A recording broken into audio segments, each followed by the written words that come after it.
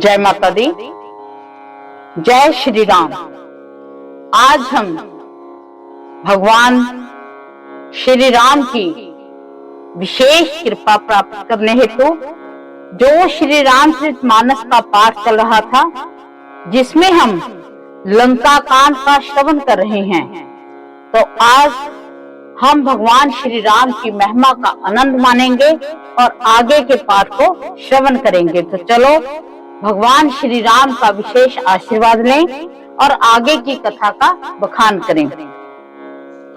अब कर कृपा बिलोक मोही, आयुष देहि कृपाल, कहा करो सुन प्रिय वचन, बोले दीन दयाल। हे कृपालु, अब मेरी और कृपा करके कृपा दृष्टि से देखकर आज्ञा दीजिए कि मैं सेवा करूं। इंद्र के ये प्रिय वचन सुनकर दीन दयालु श्री राम जी बोले कि हे देवराज इंद्र, सुनो हमारे वानर भालू जिन्हें निशाचरों ने मार डाला है, पृथ्वी पर पड़े हैं, इन्होंने मेरे हित के लिए अपने प्राण त्याग दिए हैं। हे सुजान देवराज, इन सबको जिला दो। काकभूषणी जी कहते हैं कि हे गरुड़, सुनिए, प्रभु के ये वचन अत्यंत दूर हैं, ज्ञानी मुनि ही इन्हें जान सकते हैं। प्रभु श्री राम जी त्रिलोकी को मारकर जिला सकते हैं, यहाँ तो उन्होंने केवल इंद्र को बधाई दी है। इंद्र ने अमृत बरसाकर वानर भालुओं को जिला दिया, जिंदा कर दिया। सब हर्षित होकर उठे और प्रभु के पास आए। अमृत की वर्षा दोनों ही दलों पर हुई, पर रीछ वानर ही जीवित हुए, राक्षस नहीं जीवित हुए, क्योंकि राक्षसों के मन तो मरते समय रामाकार हो गए थे, अतः वे मुक्त हो गए, उनके भव बंधन छूट गए। किंतु वानर और भालू तो सब देवांश थे, इसलिए ये सब रघुनाथ जी की इच्छा से जीवित हो गए। श्री रामचंद्र जी के समान दीनों का हित करने वाला कौन है, जिन्होंने सारे राक्षसों को मुक्त कर दिया। दुष्ट पापों के घर और कामी रावण भी यह गति पाई, जिसे श्रेष्ठ मुनि भी नहीं पाते। फूलों की वर्षा करके सब देवता सुंदर विमानों पर चढ़ कर आए। तब सुअवसर जानकर सुजान शिवजी प्रभु श्री रामचंद्र जी के पास आए और परम प्रेम से दोनों हाथ जोड़कर कमल के समान नेत्रों में जल भरकर फूकत शरीर और गदगद वाणी से त्रिपुरारी शिवजी से बेनती करने लगे। हे रघुकुल के स्वामी, सुंदर हाथों में श्रेष्ठ धनुष और सुंदर बाण धारण किए हुए आप मेरी रक्षा कीजिए। आप महामोह रूपी मेघ समूह के उड़ाने के लिए प्रचंड पवन हैं, संशय रूपी वन के लिए भस्म करने के लिए अग्नि है और देवताओं को आनंद देने वाले हैं। आप निर्गुण सगुण दिव्य गुणों के धाम और परम सुंदर हैं और भ्रम रूपी अंधकार के लिए प्रबल प्रतापी सूर्य हैं। काम क्रोध मद रूपी हाथियों के लिए सिंह के समान आप इस सेवक के मन रूपी वन में निरंतर निवास कीजिए।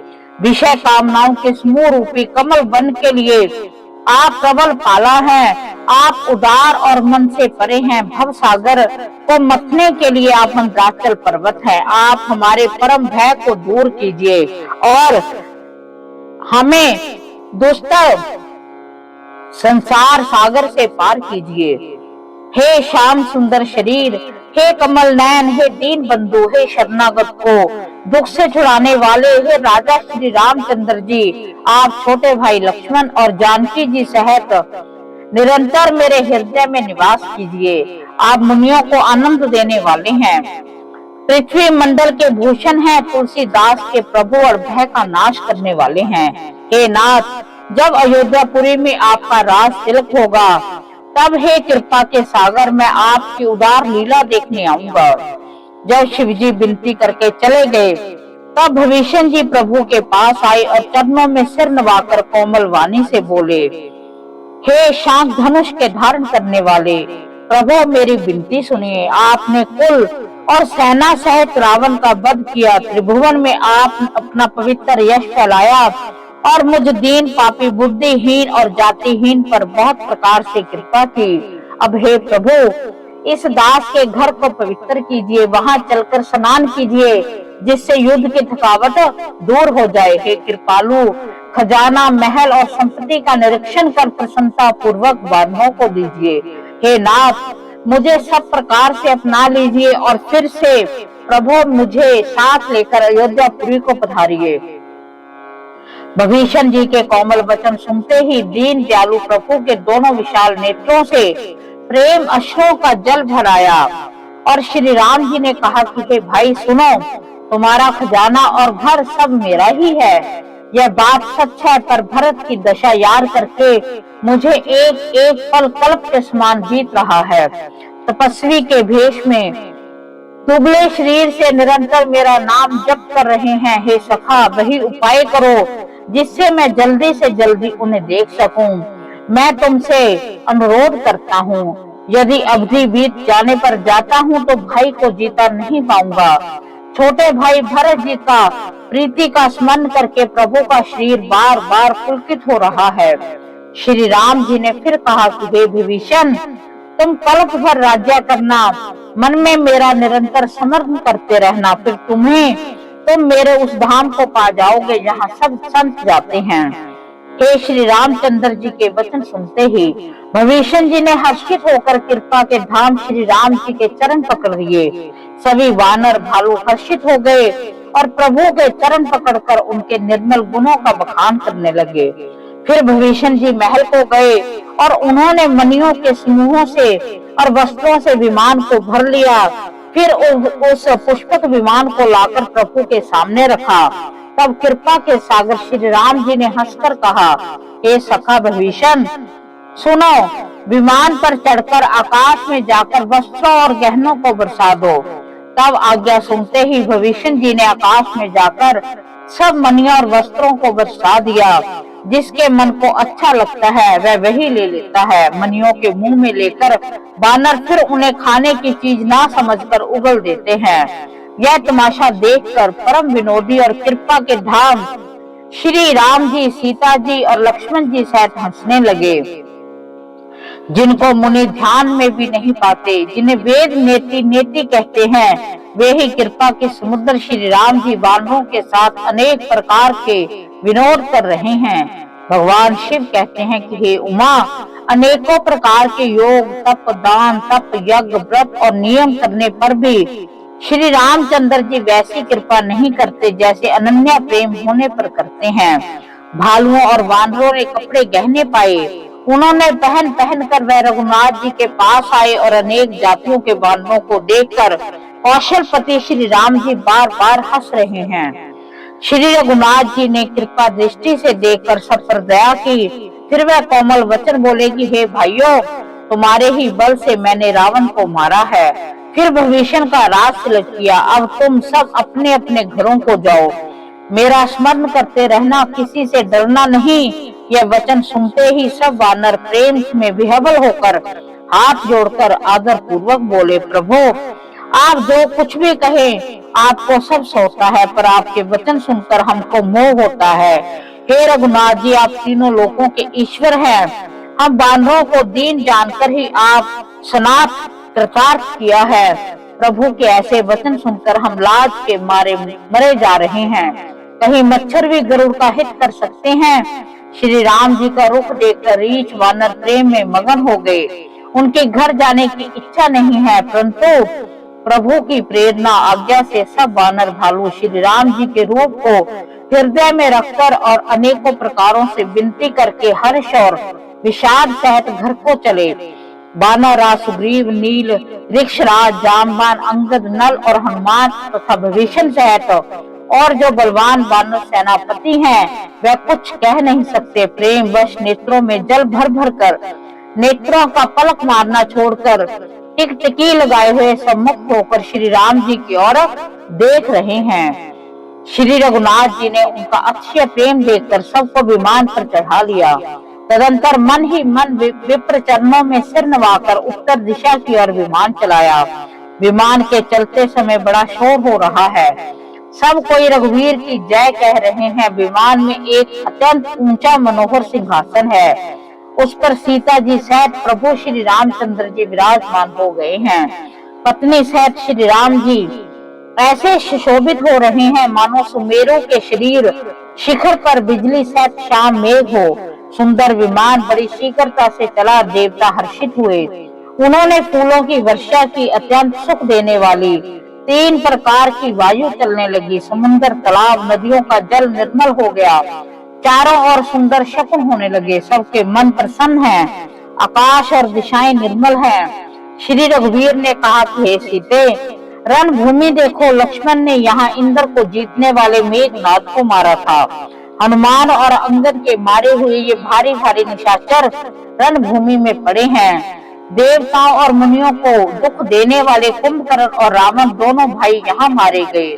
मैंने यहाँ पुल बांधा, बंधवाया और सुखधाम श्री शिव जी की स्थापना की। तदंतर कृपा निधान श्री राम जी ने सीता जी सहित श्री रामेश्वर महादेव को प्रणाम किया। वन में जहाँ जहाँ करुणा सागर श्री रामचंद्र जी के निवास और विश्राम किया था, सब स्थान प्रभु जी ने जानकी जी को दिखलाए और सबके नाम बतलाए। विमान शीघ्र ही वहां चला आया जहाँ परम सुंदर दंडक वन था और अगस्त्य आदि बहुत से मुनि राज रहते थे। श्री राम जी इन सब के स्थानों में गए। संपूर्ण ऋषियों से आशीर्वाद पाकर जगदीश्वर श्री राम जी चित्रकूट आए, वहां मुनियों को संतुष्ट किया। विमान वहां से आगे तेजी के साथ चला। फिर श्री राम जी ने जानकी जी को कलयुग के पापों का हरण करने वाली सुहावनी यमुना जी के दर्शन कराए। फिर पवित्र गंगा जी के दर्शन किए। श्री राम जी ने कहा कि हे सीते, इन्हें प्रणाम करो। फिर तीर्थ राज प्रयाग को देखो, जिसके दर्शन से ही करोड़ों जन्मों के पाप भाग जाते हैं। फिर परम पवित्र त्रिवेणी जी के दर्शन करो, जो शोकों को हरने वाली श्री हरि के परम धाम के लिए सीढ़ी के समान है। फिर अत्यंत पवित्र अयोध्यापुरी जी के दर्शन करो, जो तीनों प्रकार के तापों और भव रोगों का नाश करने वाली है। यूं कहकर कृपालु श्री राम जी ने सीता जी सहित अवधपुरी को प्रणाम किया। सजल नेत्र और पुलकित शरीर होकर श्री राम जी बार बार हर्षित हो रहे हैं। फिर त्रिवेणी में आकर प्रभु ने हर्षित होकर स्नान किया और वानरों सहित ब्राह्मणों को अनेक प्रकार के दान दिए। तदंतर प्रभु ने हनुमान जी को समझाकर कहा कि तुम ब्रह्मचारी का रूप धरकर अवधपुरी को जाओ, भरत को हमारी कुशल सुनाना, उनका समाचार लेकर चले आना। पवन पुत्र हनुमान जी तुरंत ही चल दिए। तब प्रभु भारद्वाज जी के पास गए। मुनि ने इष्ट बुद्धि से उनके अनेकों प्रकार से पूजा की, स्तुति की और फिर लीला की दृष्टि से आशीर्वाद दिया। दोनों हाथ जोड़कर मुनि के चरणों की वंदना करके प्रभु विमान पर चढ़कर फिर आगे चले। यहाँ पर निषाद राज ने जब सुना कि प्रभु आ गए, तब उसने नाव कहाँ है, नाव कहाँ है पुकारते हुए लोगों को बुलाया। इतने में ही विमान गंगा जी को लांघकर इस पार आ गया। प्रभु की आज्ञा पाकर वह किनारे पर उतरा। तब सीता जी ने बहुत प्रकार से गंगा जी की पूजा करके उनके चरणों पर गिरी। गंगा जी ने मन में हर्षित होकर आशीर्वाद दिया कि हे सुंदरी, तुम्हारा सुहाग अखंड हो। भगवान के तट पर उतरने की बात सुनते ही निषाद राज गो प्रेम में विह्वल होकर दौड़ा। परम सुख से परिपूर्ण होकर वह प्रभु के समीप आया और जानकी जी से प्रभु को देखकर वह आनंद समाधि में मग्न होकर पृथ्वी पर गिर पड़ा। उसे शरीर की सुध न रही। श्री रघुनाथ जी ने उसका परम प्रेम देखकर उसे उठाकर हर्ष के साथ हृदय से लगा लिया। सुजानों के राजा लक्ष्मीकांत कृपा निदान भगवान ने उनको हृदय से लगा लिया और अत्यंत निकट बैठकर कुशल पूछी। वह विनती करने लगा कि आपके जो चरण कमल ब्रह्मा जी और शंकर जी से सेवित है, उनके दर्शन करके मैं अब सुकुशल हूँ। हे सुखधाम, हे पूर्ण काम, हे श्री राम जी, मैं आपको नमस्कार करता हूँ। सब प्रकार से नीच उस निषाद को भगवान ने भरत जी की भांति हृदय से लगा लिया। तुलसीदास जी कहते हैं कि मैंने मोहवश उस प्रभु को भुला दिया। रावण के शत्रु का यह पवित्र करने वाला चरित्र सदा ही श्री राम जी के चरणों में प्रीति उत्पन्न करने वाला है। यह काम आदि विकारों का हरने वाला है। भगवान के स्वरूप का विशेष ज्ञान उत्पन्न करने वाला है। देवता, सिद्ध और मुनि आनंदित होकर इसे गाते हैं। जो सुजान लोग रघुवीर की समर विजय संबंधी लीला को सुनते हैं, उनको भगवान नित्य विजय, विवेक और विभूति ऐश्वर्य देते हैं। अरे मन, विचार करके देख, यह कलिकाल पापों का घर है। इसे श्री रघुनाथ जी के नाम को छोड़कर पापों से बचने के लिए दूसरा कोई आधार नहीं है। समर विजय रघुवीर के चरित जे सुने सुजान, विजय विवेक विभूति नित्य तिन्हें देहि भगवान। जय कलिकाल मलाए तन, मन कर देख विचार, श्री रघुनाथ नाम तज नाहिन आन आधार। श्री रघुनाथ नाम तज नाहिन आन आधार। इस प्रकार हमने श्री रामचरितमानस के पाठ में से लंका कांड का श्रवण किया। मास प्रायण 27वां विश्राम और लंका कांड का यहीं पर समापन होता है। तो बड़ी हमने सुंदर महिमा कि कैसे भगवान श्री राम ने लंकापति रावण को मारा। चाहे वो भगवान शिव का भक्त था, पर उसमें अहंकार आ गया था। उसके अहंकार की वजह से भगवान विष्णु को भगवान श्री राम का अवतार लेना पड़ा और इस प्रकार उन्होंने लीला रची। तो हमने बड़ी भगवान की सुंदर लीला को ग्रहण किया।